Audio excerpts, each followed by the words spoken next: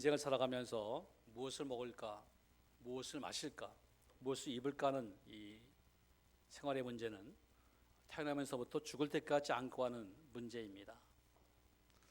이것 때문에 싸우고, 이것 때문에 고민하고, 이것 때문에 염려하며 살아갑니다. 오늘 하나님께서는 우리에게 아무것도 염려하지 말라고 말씀을 하십니다. 왜 하나님은 무엇을 먹을까, 무엇을 마실까, 무엇을 입을까 아무것도 염려하지 말라고 말씀하십니까? 첫째는 우리는 하나님의 자녀이기 때문입니다. 본문 31절 32절 말씀을 같이 한번 읽겠습니다. 그러므로 염려하여 이르기를 무엇을 먹을까, 무엇을 마실까, 무엇을 입을까 하지 말라. 이는 다 이방인들이 구하는 것이라. 너희 하늘 아버지께서 이 모든 것이 너희에게 있어야 할 줄을 아시느니라. 무엇을 먹을까, 마실까, 입을까 염려하지 말라. 이방인이 구하라는 것입니다. 여러분, 이방인이 누굽니까? 하나님 믿지 않는 자를 말합니다. 하나님 모르는 자들. 즉 염려는 하나님 믿지 않는 사람들이 하는 것이라는 겁니다. 하나님 믿는 사람은 하나님이 우리의 아버지가 되시기 때문에 모든 걸 책임져 주신다는 겁니다.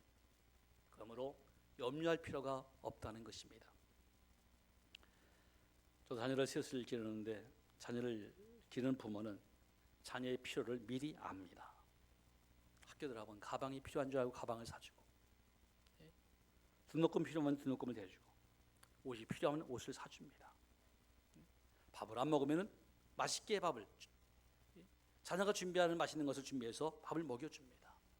부모이기 때문에 모든 걸 다 해주는 겁니다. 우리 하나님 아버지께서도 하나님 있는 우리에게 무엇이 필요한 걸 아신다는 겁니다. 뿐만 아니라 우리 모든 필요를 책임져 주겠다는 겁니다.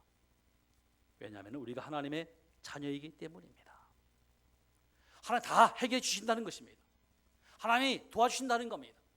하나님이 책임져 주신다는 것입니다. 이것을 경험한 베드로는 이렇게 고백을 합니다. 베드로전서 5장 7절 말씀을 같이 한번 읽겠습니다. 너희 염려를 다 주께 맡기라. 이는 그가 너희를 돌보심이라. 쉬운 성경에는 좀 알기 쉽게 설명해 놨습니다. 모든 걱정과 근심을 하나님께 맡기십시오. 하나님께서 여러분을 돌보시고 계십니다. 하나님이 돌보시기 때문에 맡기라는 거예요. 염려하지 말라는 거예요.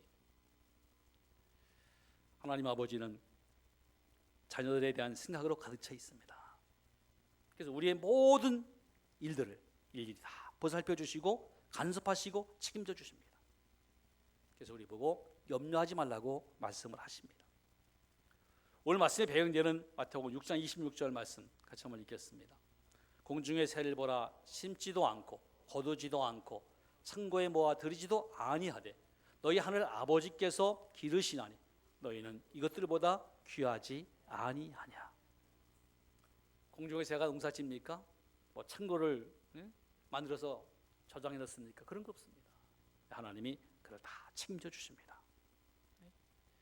또 마태복음 6장 30절 말씀에 이런 말씀이 있습니다. 오늘 있다가 내일 아궁에 던져지는 들풀도 하나님이 이렇게 입히시거든 하물며 너희 일까 보냐. 믿음이 작은 자들아, 이렇게 말씀하십니다. 공중의 새도 먹이시고 들에 널려있는 들풀도 입히시는데 왜 하나님께서 자기 사랑하는 자녀를 먹이고 입히지 않느냐, 채우지 않겠느냐, 그런 말씀입니다. 하나님께서 우리에게 피를 채워주는 이유가 무엇입니까? 왜 하나님께서 우리의 모든 피를 책임져 주십니까? 예수님이 너희 하늘 아버지께서 이렇게 말씀하십니다. 하나님 우리의 아버지가 되시기 때문입니다. 하나님 아버지가 되시기 때문에 우리의 모든 필요를 아시고 채워주겠다는 겁니다. 그렇습니다. 하나님 우리 아버지가 되시기 때문에 무엇을 먹을까, 무엇을 마실까, 무엇을 입을까 염려할 필요가 없다고 하는 것입니다. 왜 우리에게 염려하지 말라고 말씀하십니까? 두 번째는 하나님 아버지가 이 모든 것을 더해 주시기 때문입니다.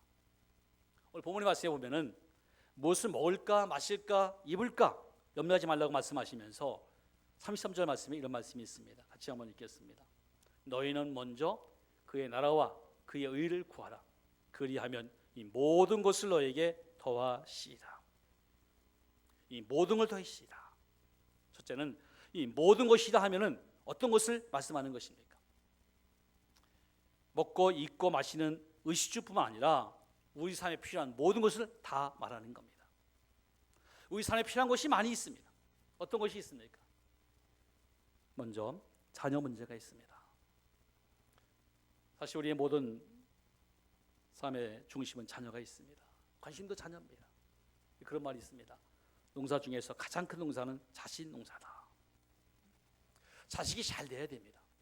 자식이 건강하게 자라고 또 공부도 열심히 하고 또 학교도 잘 들어가고 결혼도 잘하고 그래서 행복하게 살아야 됩니다. 이게 쉽지가 않습니다. 자녀들이 부모 마음을 몰라줍니다. 마음을 아프게 합니다. 자녀 때문에 얼마나 많은 사람들이 눈물 흘리고 자녀 때문에 어려움을 당합니까? 저녀는 미혼 7살 그랬습니다. 7살 되면은 미혼 행동을 하죠. 말도 듣지 않고 말썽도 부리고. 근데 이제는 미혼 4살입니다. 4살이면 벌써 말도 안 듣고 고집을 부려요.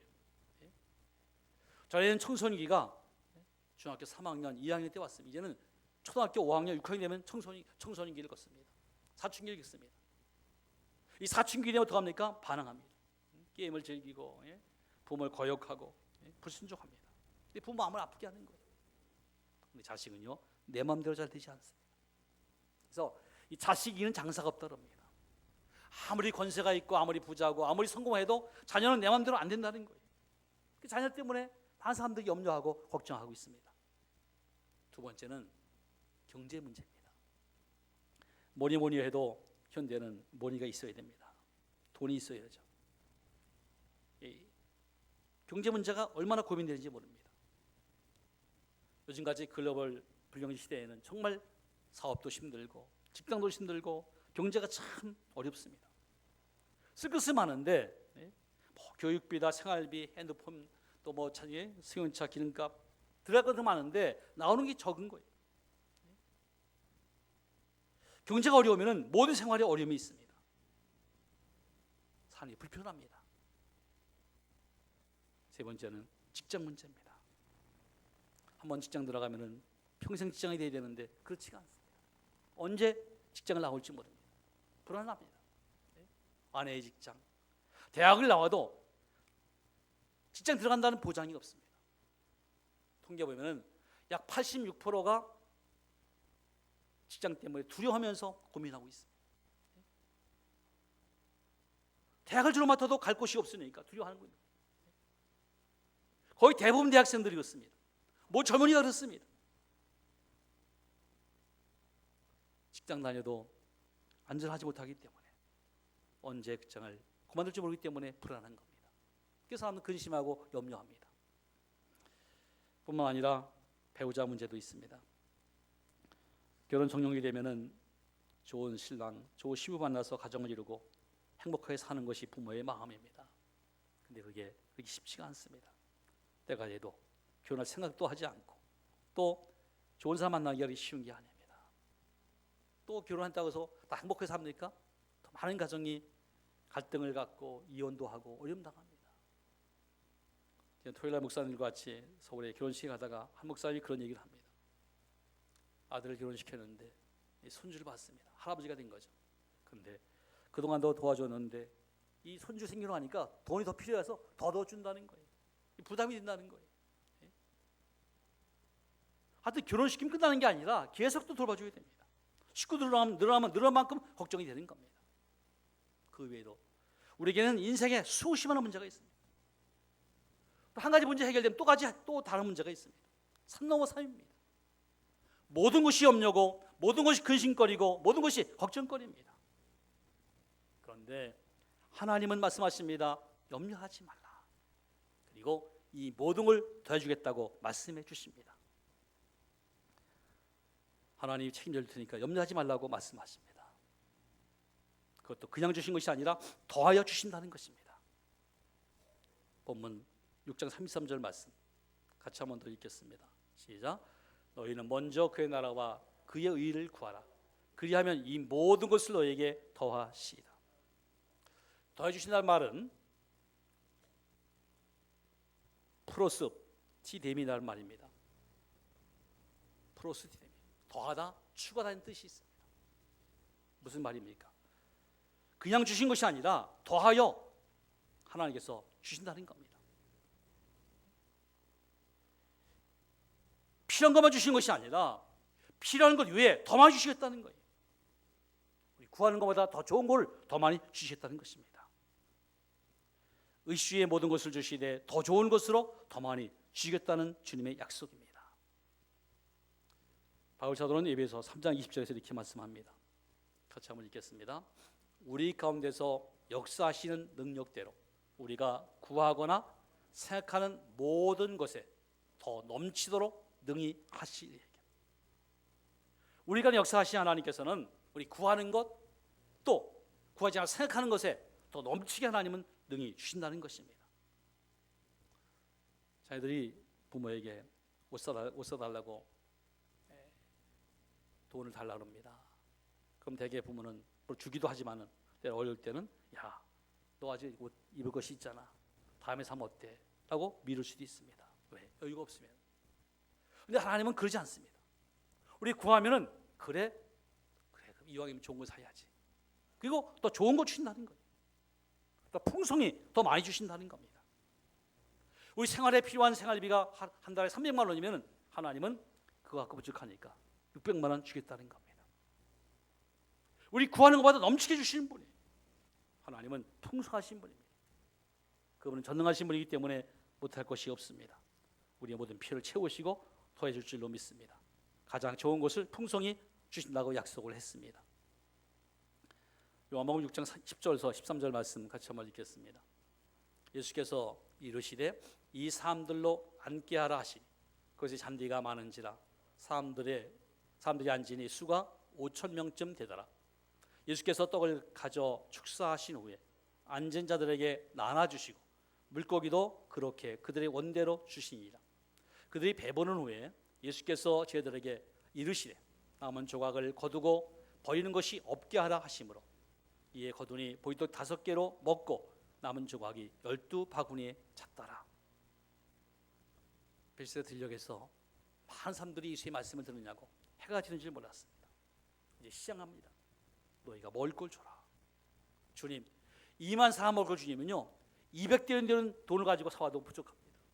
안 됩니다. 그렇게 제자들이 얘기합니다. 예수님은 있는 걸 갖고 와라. 그때 안드레가 어린아이 도시락 하나를 갖고 왔습니다. 거기는 보리떡 5개, 물고기 2마리입니다. 어린아이의 도시락입니다. 너무 작은 겁니다. 그래서 예수님은 모든 걸 다 이렇게 앉히시고 그들에게 나눠주십니다. 거기는 앉은 사람이 장정만 5,000명, 여자와 어린아이까지 2만 명이 훨씬 넘는 사람입니다. 그래서 예수님은 다 배불리 먹고 남는 것이 12건주가 되게 했습니다. 하나님 우리의 필요뿐 아니라 하나님은 필요를 채우시고 더하여 남게 하신 분입니다. 풍성히 주시는 분입니다. 솔로몬 왕이 하나님께 지혜를 구합니다. 그런데 하나님께서 그 지혜를 주셨습니다. 그 지혜는 전무후무한 지혜입니다. 열왕기상 3장 10절로 12절 말씀을 같이 한번 읽겠습니다.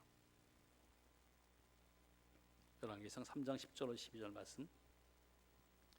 솔로몬이 이것을 구하매 그 말씀이 주의 마음에 든지라. 이에 하나님이 그에게 이르시되 내가 이것을 구하도다. 자기를 위하여 장수하기를 구하지 아니하며 부도 구하지 아니하며 자기 원수의 생명을 멸하기도 구하지 아니하고 오직 송사를 듣고 분별하는 지혜를 구하였으니 내가 네 말대로 하여 네게 지혜롭고 총명한 마음을 주노니 네 앞에도 너와 같은 자가 없었거니와 내 뒤에도 너와 같은 자가 일어남이 없습니다. 지혜를 구하니까 하나님이 너무나 감동돼 가지고 그래 내가 지혜 주는데 전에도 없었고 후에도 없는 전무후무한 탁월한 지혜를 주신 겁니다. 그래서 지혜 대명사가 됐습니다. 그런데 하나님은 솔로몬이 구한 지혜뿐 아니라 또 더하여 주신 것이 있습니다. 열왕기상 3장 13절 말씀. 내가 또 네게 구하지 아니한 부귀와 영광도 네게 주노니 네 평생에 왕들 중에 너와 같은 자가 없을 것이다. 하나님은 솔로몬이 구한 지혜뿐 아니라 구하지 않은 부와 영화를 주셨습니다. 그래서 열왕 중에서 가장 영화로운, 가장 영광스러운 왕이 되겠습니다. 존귀한 왕이 되겠습니다. 하나님은 우리 구하는 것뿐 아니라 더 좋은 것을 풍성히 주신 분인 줄 믿습니다. 그렇다면 우리는 어떻게 해야 되겠습니까? 우리가 할 일은 무엇이겠습니까? 하나님 우리의 모든 필요를 채워주시고 더 더하여 주신 분인데 우리가 해야 할 일은 무엇이겠습니까? 본문 33절 다시 한번 읽겠습니다. 시작. 너희는 먼저 그의 나라와 그리하면 이 모든 것을 너에게 더하시라. 무엇을 먹을까, 무엇을 마실까, 무엇을 입을까 하지 말라. 이방인이 구하는 것이다. 너희는 먼저 구할 것이 있다는 겁니다. 그것이 뭡니까? 하나님 나라와 의를 구하라는 거예요. 여러분, 하나님 나라가 뭡니까? 하나님 다스리는, 하나님 지배하는, 하나님 주권이 있는 천국을 말합니다. 하나님이 다스리는 나라, 그 천국을 구하라는 거예요. 그 이유가 무엇입니까? 우린 다 죄인의 힘으로 말미암아 천국 가지 못하고 죄의 사망이다 멸망당하는데, 예수님이 기업의 예수님 우리의 십자가의 피 흘림으로 우리 죄를 용서해 주셨고 그걸 믿는 자에게 구원을 주시는 겁니다. 의롭다움을 주시는 거예요. 그게 하나님의 의입니다. 그 예수를 증거해서 천국에 하는 것이 하나님 나라와 의를 구하는 겁니다. 먼저 하나님 나라를 구하면은, 영혼을 전도하기 위해서 기도하고 구하면은 하나님께서 모든 것을 더해 주신다고 약속하고 있습니다. 책임져 주신다는 거예요. 부산에 가면은 그 유명한 교회가 있는데요, 그 세계로 교회입니다. 거기 목회하시는 목사님이 손현보 목사님, 아주 그 많이 알려지고 또 이렇게 목회 승리하신 분인데, 그 이런 책을 썼습니다. 한번 같이 한번 해보실까요? 목사님, 전도가 너무 쉬워요. 여러분 참 어려운 것 같아요, 전도가. 한번 같이 해볼까요? 목사님, 전도가 너무 쉬워요. 전도가 여러분 쉽습니까, 어렵습니까?